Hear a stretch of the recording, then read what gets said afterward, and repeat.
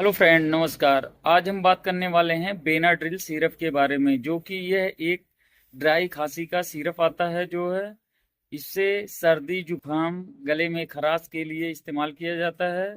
यह बड़े में जो है एडल्ट डोज में 10 ml सुबह दोपहर शाम में दिया जाता है। इसका रिजल्ट बहुत अच्छा है। इसको पीने से पहले ही दिन से आपको आराम मिल जाएगा। जो है तो आप अगर हमारे चैनल पर आप नए हैं तो चैनल को सब्सक्राइब करें, लाइक करें और अपने फ्रेंड में शेयर करें। मिलते हैं अगले वीडियो में, तब तक के लिए जय हिंद, जय भारत।